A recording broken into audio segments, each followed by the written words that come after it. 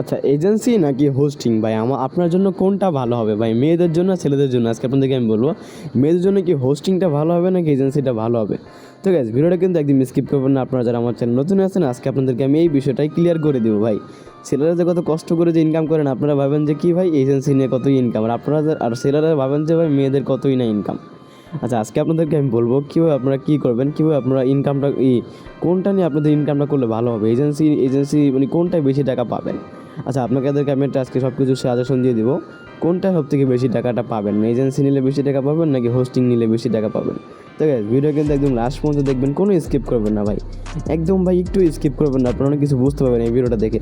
আজকে লার্নিং পারপাসের জন্য আপনাদের জন্য অনেক ভালো হবে। করি ভাই, একটা ছেলে মনে করেন এজেন্সি নেয়, হ্যাঁ, এজেন্সি নিয়ে একটা মেম্বার থেকে সে পায় মনে করেন পার মেম্বার থেকে $1 $1.5 মতন আর্নিং করতে পারে। আর একটা মেম্বার একটা হোস্ট ভাই, সেই কিন্তু $10 ইনকাম করে, হ্যাঁ, আর একটা এজেন্ট তার থেকে পায় মাত্র $1। আপনারা কি বিষয়টা বুঝতেছেন ভাই? আপনারা বলেন কি ভাই ছেলের ইনকাম বেশি? না ভাই, এখানে ভাই ছেলেদের কোনো ইনকাম নাই, এখানে ভাই শুধু মেয়েদের ইনকাম বেশি, বুঝতে পারছেন ভাই? কারণ ভাই মেয়েরা ভাই দেখেন ভাই, তারা কিন্তু ভাই মনে করেন কাজ করে, তারা কিন্তু লাইভ স্ট্রিমিং করে, তারা কিন্তু লাইভ স্ট্রিমিং করে কিন্তু হিউজ পরিমাণে কিন্তু আর্নিংটা করে, বুঝতে পারছেন? আর আমরা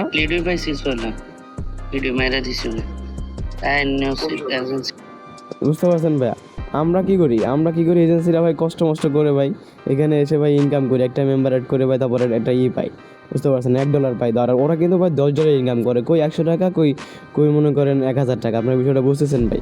আপনাদেরকে আমি বলবো কিছু কিছু মেয়েরা আছে ভাই, একসাথে শুনছিনি ভাই, শুধু শুনছিনি যে ভাই এজেন্সি কমিশন ভাই, এগুলো ভাই সব হুদাই, বুঝতে পারছেন? এই যে এজেন্সি কমিশন আমরা যে বলি ভাই, এজেন্সি কমিশন এত লাখ লাখ টাকা, হ্যাঁ আসলে লাখ লাখ টাকা এজেন্সি কমিশন সবাই না, সবাইয়ের জন্য কিন্তু এই লাখ লাখ টাকা এজেন্সি কমিশন না। যেমন টেমেট লাইফ থেকে আমার পার ডে ইনকাম আসে মনে করেন ভাই 70 80 50 100 150 ডলার কিন্তু আর্নিং করতেছি আমি নিজেই। তাহলে ভাবেন অন্য নেবে কিন্তু এরকম কিন্তু ইনকামটা কিন্তু দিচ্ছে না, বুঝতে পারছেন? তাহলে এটা বুঝেছেন। আর মেয়েদের তো মনে করেন, আপনাকে আমি বলি, মেয়েদের তো মনে করেন আমরা তো মনে করেন $100 ইনকাম করি না। আমার একটা মেয়ে আছে, তার প্রতিদিন ইনকাম মনে করেন $200। আমি হোস্ট বা আমার হোস্ট, আমি এজেন্ট, কিন্তু ওর ইনকাম আমার থেকে বেশি ভাই।